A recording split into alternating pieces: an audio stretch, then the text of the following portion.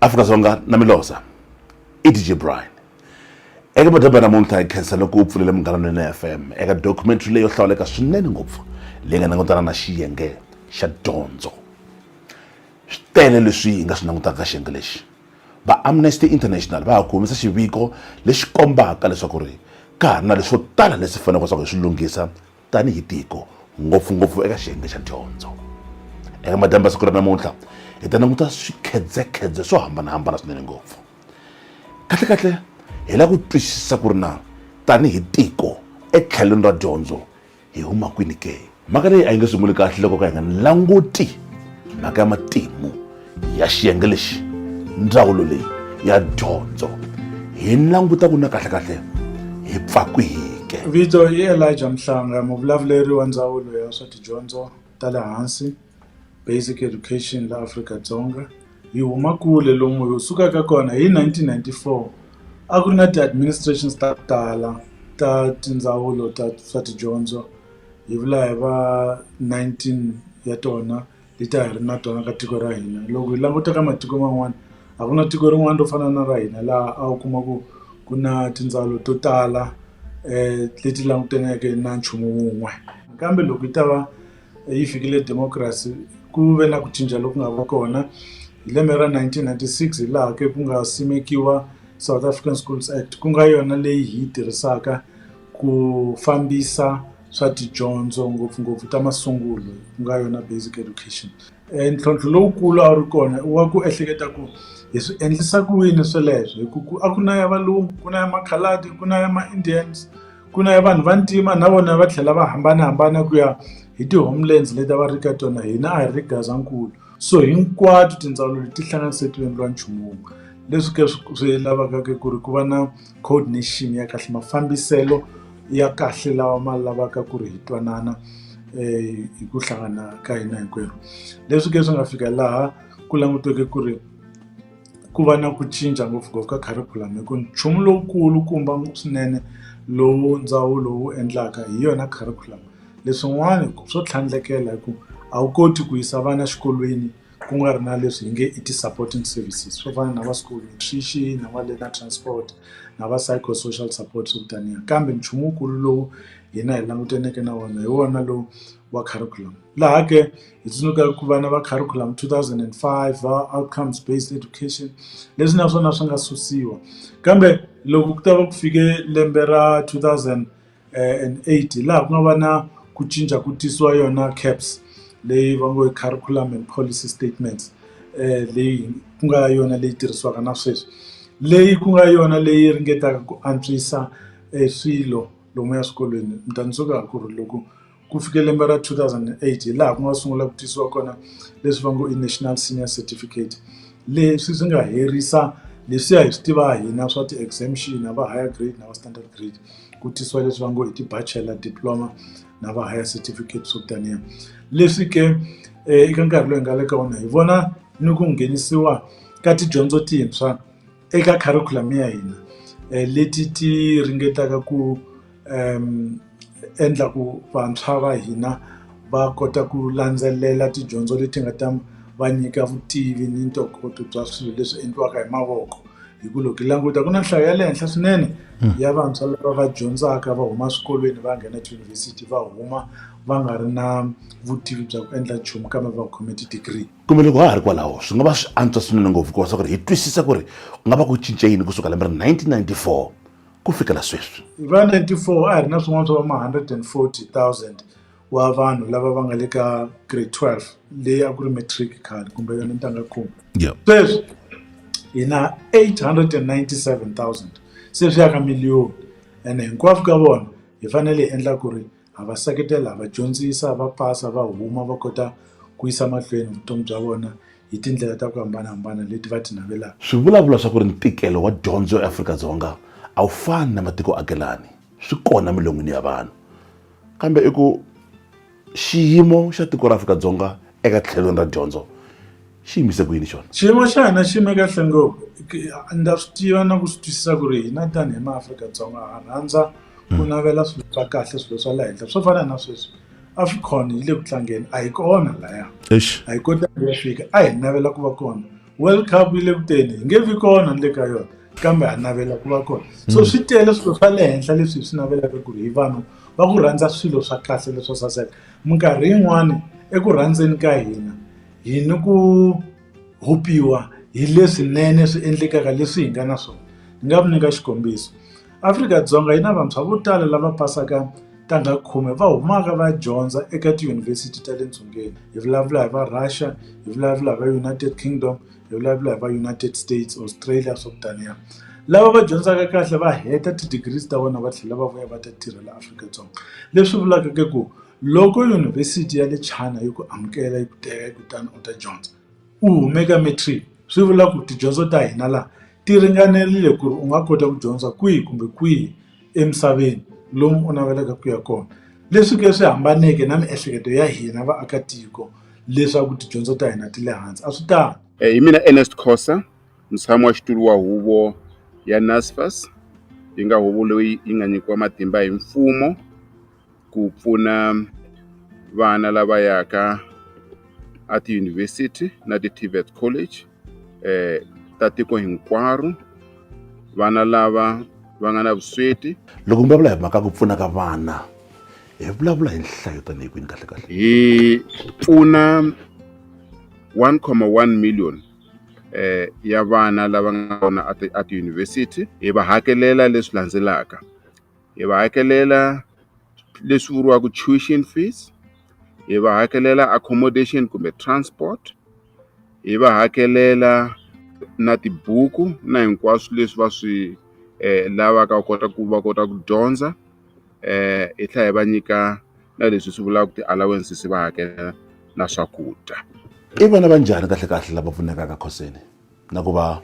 malanguta swikolo leswi le henhla ti-TVET letiwani na tiyunivhesiti letiwani ta langutiwa kumbexani yin'wana na yin'wana njhe ma kota ku pfuna n'wana ntsena loko a tsariseka xikolo xa le henhla hi pfuna vana eka tiyunivhesiti hinkwato na TVET hinkwato loko va qualify aka swipimelo leswi hi nga swi veka xipimelo lexikulu lexi un'wana na un'wana a faneleke a xi tiva hileswaku hi pfuna vana lava income ya vona hi swi vula combined income yo ka yi nga hundzeki 350,000 rands muti walowo va fanele va endla leswi landzelaka va fanele va apply se ku apply ka swona ku ngheniwa ka lexi vuriwaka portal ya NSFAS mi fika mi lava lexi xi nge my NSFAS loko mi fikile kwalana ke mi ta register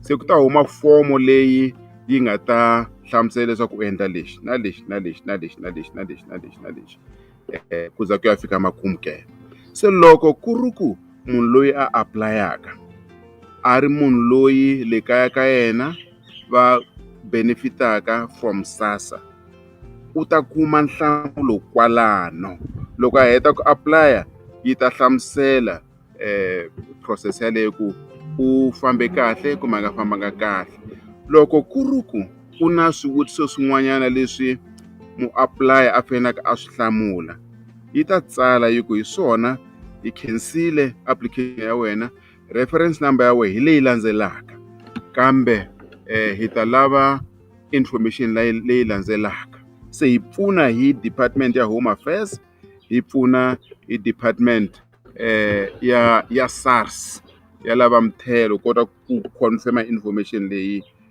hi va ka hi lava from time to time se mhaka leyikulu leyi vana va faneleke va yi tiva na vatswari ngopfungopfu ku va na vatswari va fanele va va na information hileswaku dyondzo la South Africa yi free aka lava va qualifyaka lava kotaka ku hlangana na swipimelo sweswo.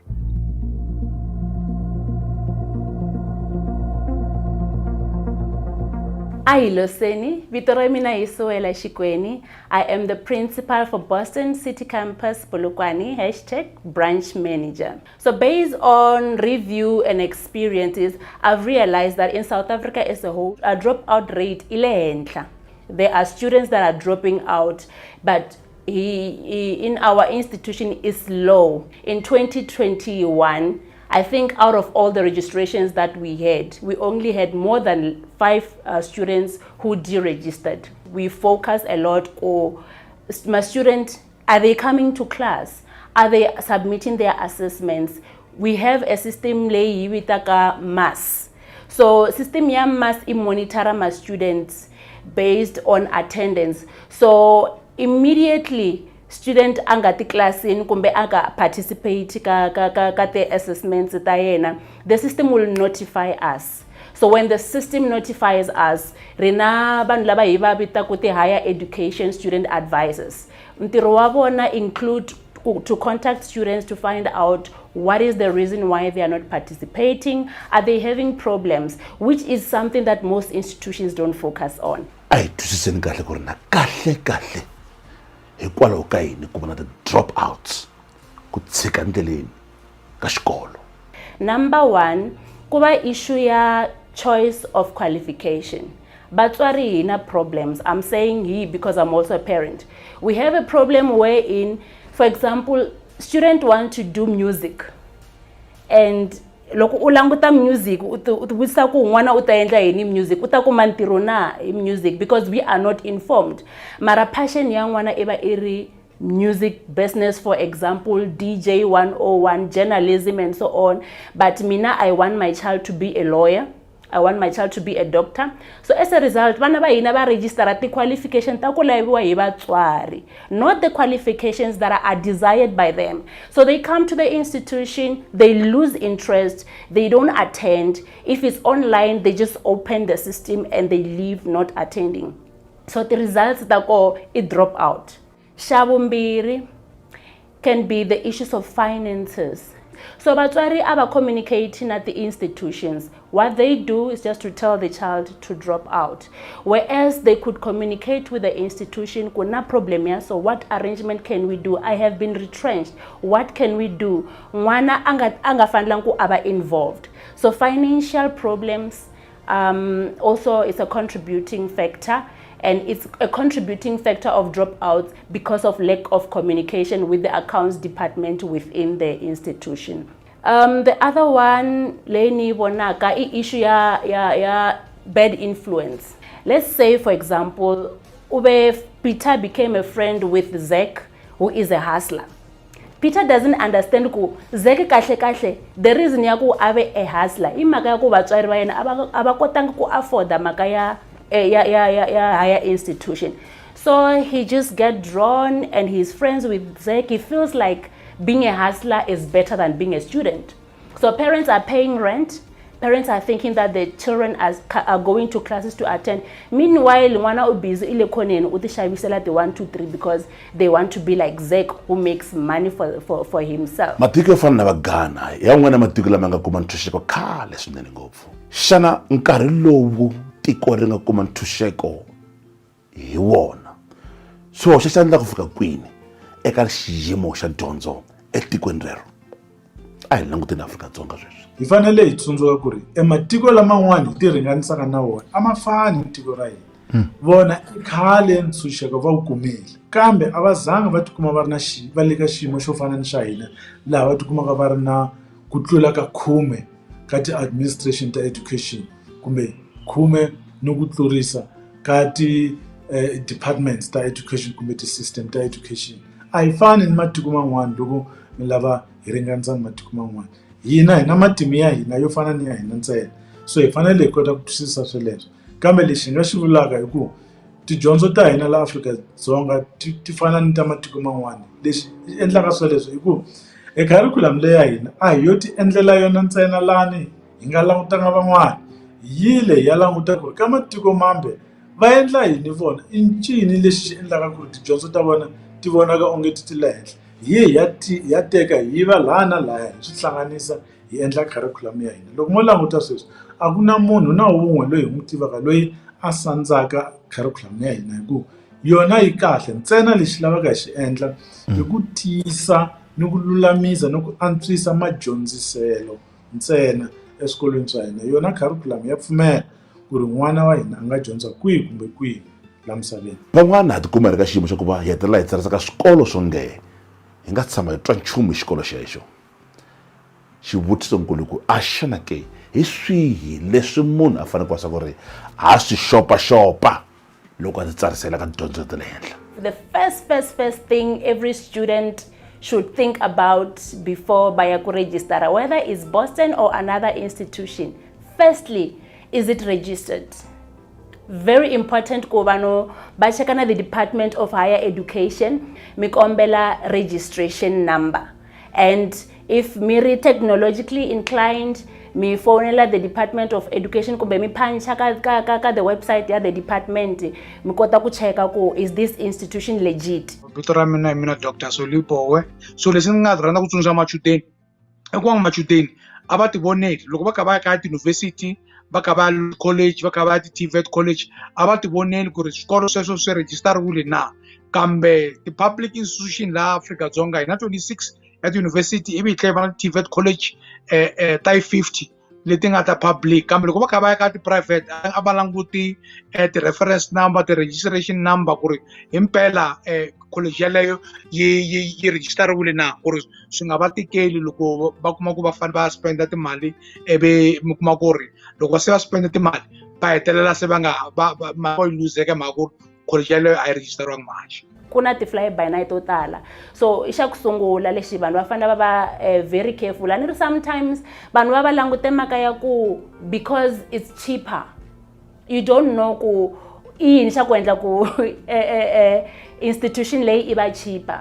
So a hi checkeni ku ti-institutions ti-registered na. Xin'wana xa ku va very important, vatswari loko hi ri na mikarhi, brothers, sisters, when you have time, please accompany them to the institution, because panic, anxiety can just make a child to make the wrong decision. So it's very important to go banaba accompany. If you can't, make sure that you follow up on them, where they are going and how everything is going. Kahle xiphiqo xi le kwini loko swi ta ka timhakeni ta ntalo wa vanhu loko va fanele ku tlheleriwa xikolweni hi nkarhi lowu? Swi endla hi ku swilo swimbirhi leswi endlaka sweleswo. Xa ku sungula hi ku vanhu vo tala va lahlekeriwe hi mintirho, va tikuma va tshunela kusuhana ni madoroba ku ri va ta kuma mintirho laha va nga ta tirha kona. Loko va ri le ku fambeni hi ndlela yaleyo va famba na vana va vona ku ya sunguriwa mindyangu swo taniya, swi tikuma ke swi tisa ntikelo eka swikolo leswiya swi nga le madorobeni ku va na ku tala ka vana ngopfungopfu emalokixini ni le ka swikolo swin'wana leswi nga kona ka ti-suburb swo taniya. Xin'wani nhlayo ya hina tanihi vaakatiko va Afrika-Dzonga yi le henhla swinene. Sweswi se hi ya ka va ma 60 million. Sweswi ku nga ta endliwa census ndzi ehleketa ku ri yi ta vula ku ri ya fika kwalaho. Lexin'wana xi endlaka swona ku na vanhu lava humaka ka matiko ya le handle, hi vulavula va Zimbabwe, DRC, Ghana, Nigeria, Lesotho, Botswana, Swaziland, Mozambique, Malawi, Tanzania, swo taniya. Hinkwavo va ta ka tiko ra hina hi ku navela leswi hi nga na swona. And xin'wana lexi nga xi kuma ka research xi ri vanhu lava nga le Afrika va tirhisa Afrika-Dzonga tanihi leswi hi xilungu va ngo i stepping stone, ku ri loko u lava ku ya dyondza ka university ya le UK kumbe US, ndhawu leyi nga pfunaka u endla sweleswo kahle i Afrika-Dzonga. Loko u fambisa application ya wena hambi u va u suka Zimbabwe u endle ti-O levels na swilo swa swin'wana va nga na swona, loko u va u hume la Afrika-Dzonga u pasa matric ya wena la Afrika-Dzonga, wa amukeleka hi xihatla ka tiyunivhesiti ta matiko man'wana entsungeni. Ni lomuya makaya lava va tlulaka mindzelekano va hatla va nghena va tikuma va ri le Musina va nghenile, lava tlulaka va suka va tikuma va ri le Bush va nghenile, lava tlulaka va suka ka matiko ya hambanahambana va nghena va ya tatisa eka nhlayo leyi hina se a ri na yona. Leswi swi endlaka ku ri ku va na ntshikelelo eka switirhisiwa leswi nga kona leswi department a yi kunguhate ku ri i swa vana va Afrika-Dzonga ntsena, kambe lembe na lembe hi kuma ku ri ku na van'wani lava fikaka va humaka matiko ya le handle. So hi xin'wana xa lexi endlaka ku va na leswi u nga swi vula ku ri i overcrowding. Lexi ni ringeta ku hlamusela xona ka ti-line leti mi ti vonaka ka tiyunivhesiti, ku nga ri ka yunivhesiti ya hina ntsena, ka tiyunivhesiti hinkwato leti hi nga na tona ta 26 kwala Afrika-Dzonga, lexi ni nga ta vula xona a va upload ti-document ku ri va ti-document ta vona a ti ngheni ka system ka va ka ha ri na nkarhi ku ri swi kota ku va swi olovela yunivhesiti nkarhi wun'wana mi ta kuma ku tiyunivhesiti va ti tikeriwa hi leswi swi vitanaka ti-server hi vito ra xidyahlampfi mi kuma ku n'wana na n'wana i ngheni kwala ka system i lava ku apply-a mi kuma ku more than 200,000 ya machudeni va lava ku apply-ela ka yunivhesiti yo karhi mi kuma ku yunivhesiti yaleyo yi ta va yi amukela machudeni va lava maybe 15,000 ku fana na hina hi lava ku 15,000. mhaka ya covid yi ve mhaka yin'wana yi nga karhata swinene ngopfu yi hluphe tindzawulo hi ku hambanahambana ka tona ku katsa na ndzawulo ya dyondzo na yona yi khumbekile. How we manage the whole thing, it's online. Online has favored our students a lot. I mean, during the pandemic, our students were able to study, they were able to write exams. So our higher education student advisors, our training advisors for the short learning programs were able to communicate, they were in touch. Yi tikomba yi tika swinene mhaka leyi. Ni tshemba na ku pfumela ku ri u kona mutswari loyi a holaka 350,000 rand hi lembe. Kambe a tlhela futhi a tikeriwa ku va a nga yisa n'wana wa yena xikolweni. Se mhaka leyikulu hileswaku ti-record ta home affairs a hi swi koti ku ti bakanyela tlhelo na ti-records ta SARS a hi swi koti ku swi bakanyela tlhelo.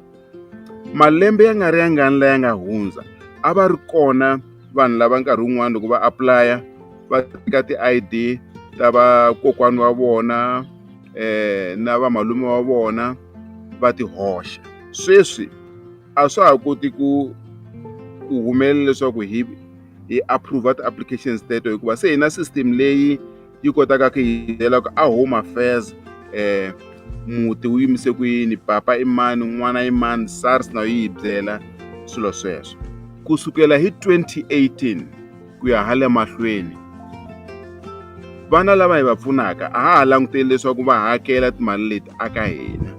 Se hala ndzhaku hala kusukela ka TEFSA a va expectiwa leswaku va hakeriwa. Se vanhu lava nga na swikweleti swa NSFAS kusukela kwale ndzhaku muhaxi hi langutele leswaku va hakela mali leyi va hi kolotaka.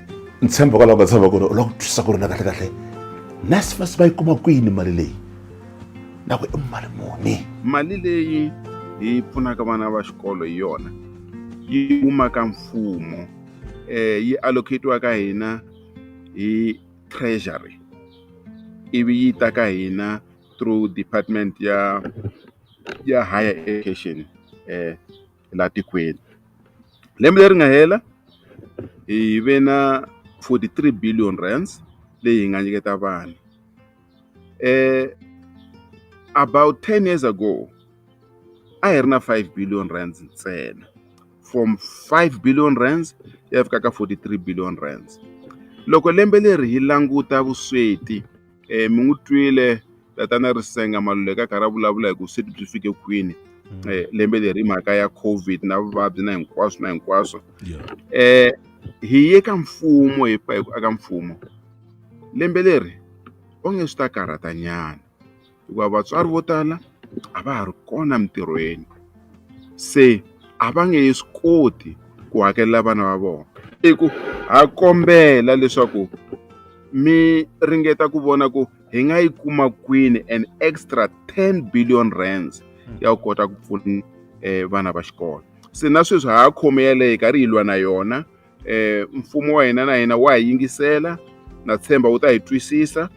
Hambiloko hi karhi hi endla leswi lava va holaka between 350 and 600,000 na vona va le ku vileleni va ri mi swi endlisa ku yini ku hina mi nga hi katsi aka timfanelo leti van'wana va nga na tona. So a mi hi katsi aka ti-RDP, a mi hi katsi hina aka ti-SASSA. Se na yaleyo hi va hleverile va mfumo. Well swi nga endleka nga koti ku yi solve namuntlha va hleverile hi ku hey a va hi languti va vona ku va nga swi endlisa ku yini ku va pfuna hambi wo va pfuna hi ndlela leyi yo ka yi nga faneki na lava nga vuswetini. Mara lo vadyondzisi va tirhela mfumo, maphorisa va na swikweleti swo tala leswi swi nga ta endla ku swi va tikisela vutomi hi mhaka ku va education yi durha hi ndlela leyi yi durhisaka xiswona. Hi sweswo vana va xikolo u kume NSFAS ivi u nga pasi ku endleka yini? a yi pfumeleli ku va feyila nkarhi wo leha. Milawu ya hina lexi pfumelaka xo hileswaku yi nga phazamiseka lembe rin'we. Loko wo za se u fika le yunivhesiti u rhomba a ha ku pfuni. Se sweswo ti-rules ta ku ti vuriwa rule N+1 na rule N+2. Mara na mahungu lamanene swinene muhaxi hi vana va NSFAS. Ku endliwe research ku compare-iwa ku vana lava va pfunaka hi NSFAS lava humaka vuswetini va pasisa swin'wanyana hi ti-distinction va tlula lava van'wanyana vana. Se sweswo swi hi tsakisa ngopfu, a va khomisi sweswo va fika leyi va nga tlangi a va dyondzi hikuva ku na swilo swimbirhi muhaxi leswi endlaka ku ri vana loko va fika tiyunivhesiti va nga pasi. Xo sungula nkarhi wun'wanyana hi ku ya hi ti-background ta vona, loko va fika leyi va fika va hlangana na shock. Loko u fika u nghena Reds kumbe u nghena Teflop u fika u hlangana na miako yin'wana ya le henhla leyo ka yi nga ri kona le ka xikukwana. Swi gcina swi ku xokile nkarhinyana wo leha loko phapa ri kumaka se i April.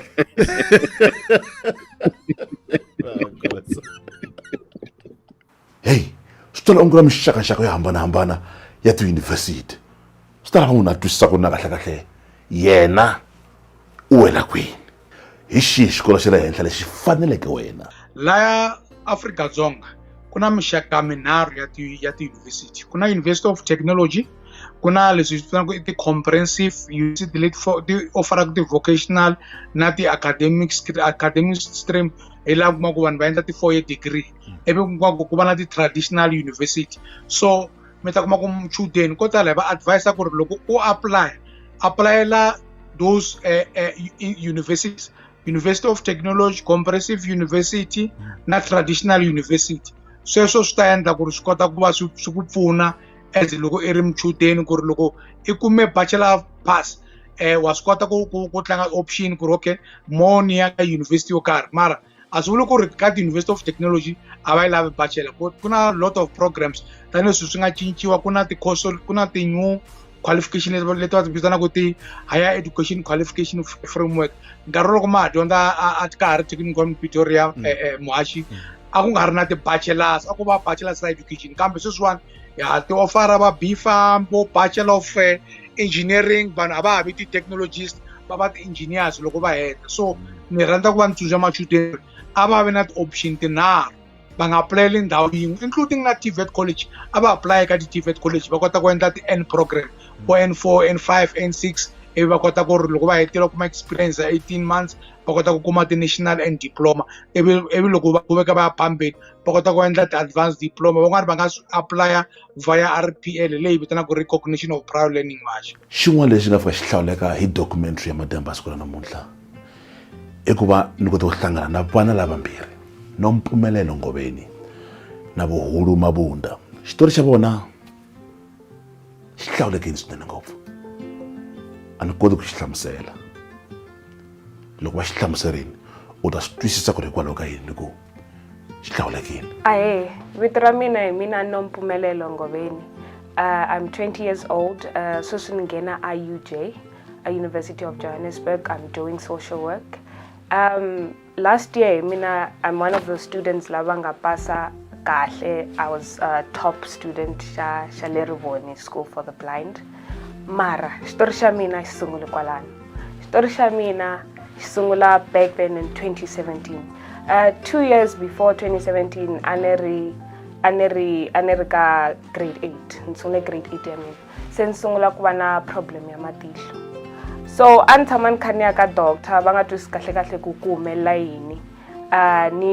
Loko ni fika ni kuma ti-spectacles a ti nga last 3 months, and a va hleketa kaya va hleketa nga ku kumbexani no hemba ni lava frame rintshwa kasi a ku nga ri swona.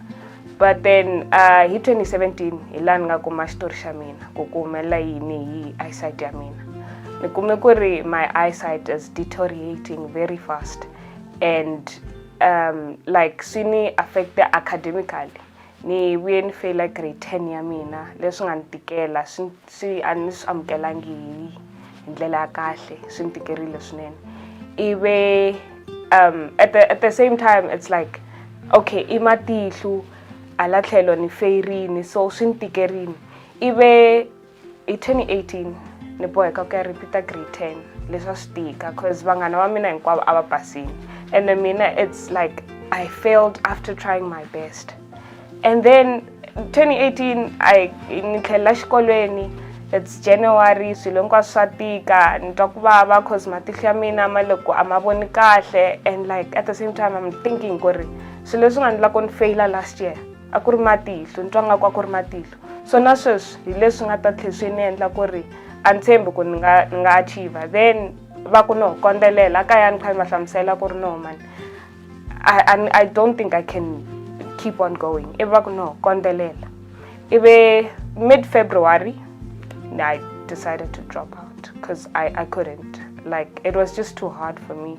A swi ni tikela swinene, and it was hard. Even tshika xikolo ni ya tshama kaya while still deciding ku ri vutomi bya mina byi ya famba njhani. So after dropping out ni tlhelele xikolweni, which was like in October, and I dropped out in February.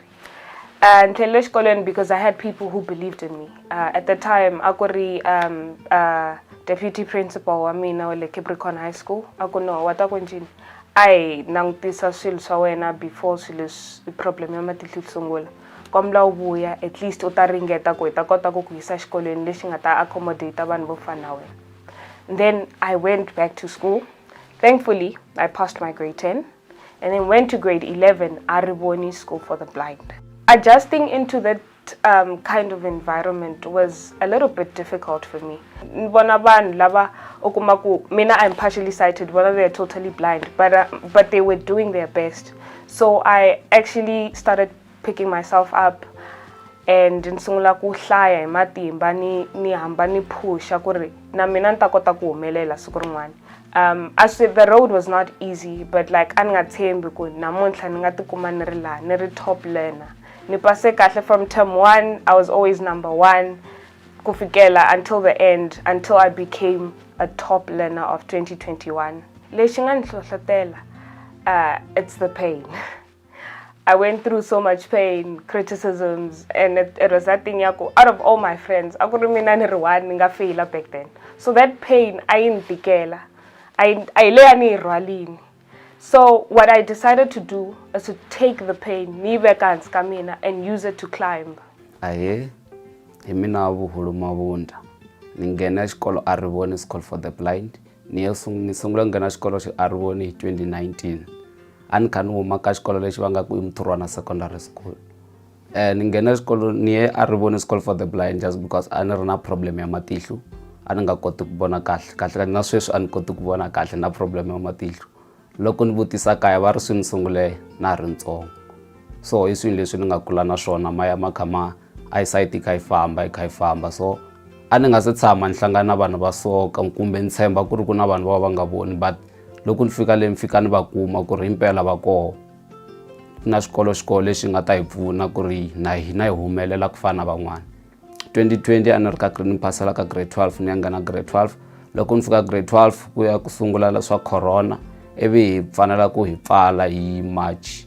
Loko hi pfala hi ya kaya ivi swi ya va pfula xikolo hi vo June, hina a hi pfulanga Ariboni because a nga ri na space at the time. Va fa va endla nyana ku ri ku va na space. A ni fana ni heta grade 12 ya mina hi 2020, mara ku ve na swin'wana leswi nga nghenelela vutomi bya mina leswi nga hetela swi endla ku ri October ni dropa out ni nga ha hetisi. Ni feel nga ri mina xikwembu a xa ni rhandzi kumbe swilo a swa ha fanele ku famba kahle ka mina cause a ku ri nkarhi wo ku na mina ni hetisa kumbe ni complete grade 12 ku ri na mina ta kota ku ya laha ni lava kona. 2021 a ni nga ha tshembi ku ri ni nga tlhelela xikolweni ni tibyela ku ri mina na ha tlheleli. Ivi ni kuma vanhu va ni support va ku famba tlhelela xikolweni, loko u tlhelela ta fika u endla swa kahle. But hi term 1 ni ya performa kahle, na hi term 2 na term 3 ivi ni tikuma hi term 4 ni kha ni huma as top achiever ya la ya province hinkwawo. Ni twe ni tsake ngopfu cause a ni nga tshembi ku ri ni nga humelela hi ndlela leyiwani. So a hi lava vanhu hinkwavo va hi twisisa, va twisisa situation leyi nga na yona cause hina hi va na problem kun'wana hi tlumba vanhu hi nga va voni, but vanhu valava va fika va endla tinyimpi va nga vutisanga ku ri why u ni tlumba. Kun'wana hi fa hi explaina ku ri a ni voni after a ni bini, and then swi va swi nga ha ri kahle na yena a hi mu blame cause u va a nga swi tivi ku ri a hi voni. but a hi lava ku ri vanhu va rhanga va yi vutisa first ku ri u ni tlumbela yini before a teka action yin'wana. A swi vuli ku ri loko hi ri na problem ya matihlo hi nge koti ku kuma mintirho, hi ta yi kota ku kuma mintirho ende yi ta tirha. Ntiyiso ku ri va ha ri kona vana lava fambaka hi milenge loko va ya swikolweni, kambe i ku hi fanele hi twisisa ku ri mpfhuka lowu va fanele va wu famba kusuka kaya na ku ya xikolweni wu yimise ku yini. Hi ri ka lava va kumaka tibasi kumbe learner transport service ku fanele ku va na lava fambaka mpfhuka wo tlula 5 wa tikhilomitara lomu swifundzankulu va kotaka ku va nyika transport, va kota ku va pfuna hi ndlela leyi. Lomu va tsandzekaka vana va ti fambela hi ndlela hi milenge hi ndlela leyi. Kumbe swi nga vhela swi antswa leswaku hi twisisa ku ri na kahlekahle ku ya hi ndzawulo xikolo xi fanele xi va na vana vangani. Xikolo xi fanele xi va na vana va 300 na ku tlurisa. Loko xikolo xo va le hansi ka nhlayo yeleyo a hi pfumeli ku xi nga tirhi tanihi xikolo. I xikolo lexi durhelaka mfumo, hi swona ke leswi endlaka ku swikolo swin'wana swi pfariwa swi hlanganisiwa na swin'wana. Hikwalaho ke mi vonaka minkarhi yin'wani hi cinca primary school hi endla high school, kumbe kun'wana hi cinca high school hi endla primary school, hi teka vana lava hi va yisa kun'wana kumbe hi swi hlanganisa swikolo sweleswo swi va xikolo xin'we lexikulu. Hi swona ke leswi endlaka ku ri lembe na lembe lomu ya ka vo April May hi va hi kombela vatswari ku ri va tisa swikombelo swa vona swa ku nghenisa vana, swa ku tsarisa vana swikolweni, ku ri hi ta kota ku vona ku ri eka lembe leri landzelaka hi swihi leswi hi faneleke hi swi endla hina tanihi ndzawulo ku ve ni hi tisa vukorhokeri eka vana lava va nga kombela ku tsarisiwa eka swikolo leswi nga endlaka. Kumbexana van'wani va hina hi swisisi maendlelo lawa hi fanele hi ya landzelela loko hi tsarisa n'wana xikolweni xa mfumo, na ku tlhela ku twisisa ku na kahlekahle maendlelo lawa ya fana ka swikolo swa mfumo leswi nga le makaya na swikolo swa mfumo leswi nga le madorobeni ke. Lexi faneleke xi endliwa hi mutswari kumbe loyi hi nge i guardian, hi ku ha tiva ku van'wani a hi vona vatswari va vana lava, kambe vo nyikiwa ntirho wa ku va tshama na vona va va hlayisa. Swi fanele mi va mi ri na mapapila lama kombaka ni ku tiyisisa ku ri hi n'wina va mani, mi tswariwa kwihi, mi huma kwihi, mi tshama kwihi. Sweleswo swa pfuna ndzawulo kumbe swa pfuna xikolo xi ku tiva ku ri eka muganga lowu nga le ka wona i va mani lava va navelaka ku ri vana va vona va nghena ka swikolo swa hina. Ti-birth certificate, ti-immunization card, sweswo swa nsawutiso wa vana ni ti-birth certificate swa laveka mi famba na swona, na ti-ID copies ta laveka mi famba na tona. Mi fika mi va nyika xikolweni va ta endla tikhopi va swi faka ka fayili ya n'wana. Kambe ke ha tiva ku ri a hi hinkwavo lava tsarisaka vana lava ha sungulaka ku nghena xikolweni. Van'wani va tsarisa vana lava va sukaka ka swikolo swin'wana va ya ka swin'wana. Naswona loko swi ri tani mi fanele mi tiyisisa ku mi va na ti-reports ta vona leti ti nga ta komba na ku tiyisisa ku ri ka kunene n'wana loyi a ri le xikolweni lomu a sukaka kona, ntanga ya yena hi le, mapaselo ya yena hi lawa. Sweswi hi kombela ku ri a nghena xikolo le ka xikolo lexi, hi leyi ID ya hina, hi leyi birth certificate ya yena, hi kombela ku ri mi yi nghenisa. Hi ndlela yeleyo xikolo xi ta kota ku mi pfuna ku ri a tsarisiwa ku va na file ya yena. Hina leswi va ngo i SASAMS. SASAMS i South African Schools Administration Management System, laha ke a nga ta nghenisiwa ka yona. Loko se a nghenisiwile n'wana wa n'wina a tsarisiwile, hi ta kota ku swi vona hina hi tshamela Pitori ku ri se ku na n'wana wo karhi loyi a ngheneke. Hi swona phela leswi kotaka ku hi komba ku ri ku na vana vangani lava nghenaka exikolweni hi lembe. Sweswo ku na 13.5 million wa vona lava ngheneke. Sweleswo hi swi tiva hi ku se va tsarisiwile exikolweni va nghenisa vuxokoxoko bya yena byi ta ka hina hi kota ku vona. Hi ndlela yeleyo hi ta endla tiyisisa ku ni loko se hi plana mhaka ya school nutrition program na yena n'wina ha mu nghenisa eka yona. So ti-province hinkwato swifundzankulu swi na pfhumba ro tsarisa vana kusukela hi hala ka va Mudyaxihi swo taniya, laha ke va kombelaka vatswari ku ri va tisa vana va vona va ta tsarisiwa. Hi xitalo xa kona ku pfaliwa hala ka va September swo taniya. Ndlela leyi ha kota ku vona ku ka lembe leri taka ku ta humelela yini hi kota ku hlayela ke ku laveka tibuku tingani ku laveka tipensele tingani leti faneleke ti yisiwa ti hangalasiwa ti yisa ka swikolo swihi eka muganga wihi hi ku hambana ka yona. Ka tindhawu tin'wani ku fana na va Gauteng na va Western Cape na va Northern Cape va tirhisa leswi va ngo i online system, leswi vulaka ku ri ku tirhisiwa tikhompyuta ku ve ni u nghenisa vuxokoxoko bya n'wana wa wena u hlawula na ku u navela ku ri a ya ka xikolo xihi. Hi ndlela yeleyo wa kota ku pfuneka, kambe nakona ku fanele ku va na tipapila to karhi leti mi ti fake ka scanner ti uploadiwa ku ya hi system yeliya. So swilaveko swa kona a swi hambananga ngopfu. Lexikulu hi yona khadi ra ku titivisa ku ri wena mani, wena tanihi mutswari kumbe muhlayisi. Hi swona ke leswi vulaka hi ku fambani mi ya titliliniki ku leswi u swi endlaka tliliniki loko u ya kuma vukorhokeri bya le tliliniki kumbe u ya kuma vukorhokeri bya SASSA, social grant, swo taniya, swa hi pfuna ku tipapila leti mi ti khomaka ni loko se mi ta kombela vukorhokeri kumbe mi ta kombela ku tsarisiwa eswikolweni swa mi pfuna hi ku ha vona ku ri wena mfumo wa ku tiva. Kumbe leswi madambu lava hi nga na nkateko wa swa ku ri hi va na vona nkulukumba mhlanga la swi nga vita swi antswa swinene ngopfu wa swa ku va hi hlamusela ku ri hi wahi makungu ya ndzawulo ku va leswaku ri ku hungutiwa mhaka leyi ya ntlimbano kumbe ntalo wa vanhu eswikolweni loko fika nkarhi lowu wa ku tlhelela swikolweni. Because a hi teki ndhawu leyi nga le ka yona ya kwala ya Polokwane. Loko u languta Polokwane eka malembe ya 20 lama hundzeke ka ha ri yona leyi Polokwane mi nga fika ka yona loko ma ha ri vantsanana. Yi hundzukile swinene, hinkwavo va suke va ya Polokwane. Polokwane hi le ntsindza sweswi. Polokwane hi laha ku kumekaka mintirho. Loko mo ya languta timiti leyi nga kula Polokwane yi na vanhu lavantshwa, ku na ti-flat to hambanahambana leti yakiweke, tin'wani ti tshunele edorobeni, tin'wani ti le ndzeni ka doroba. Hi xitalo xa vona i vantshwa, leswi vulaka ku va ha sungula mindyangu, van'wani va sungula mintirho, van'wani va ti pfulela mabindzu ya vona. Leswi hinkwaswo swi endla ku ri ku va na ntshikelelo lowu nga kona kwala dorobeni ra Polokwane.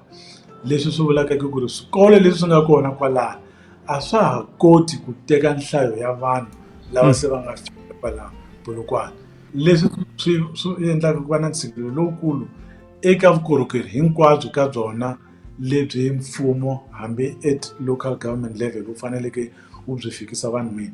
Sweleswe swi famba swi ya fika ni le ka ti-education services. Vanhu loyi a nga na n'wana high school i navela ku ri n'wana wa yena a ya nghena Capricorn High, kumbe a nghena laha Nodier, kumbe a ya nghena kun'wana kwala ka swikolo leswi nga kwalaha. Leswi swi vulaka ku vanhu va na swikolo swo karhi leswi va swi navela ku ri vana va vona va ya nghena ka swona.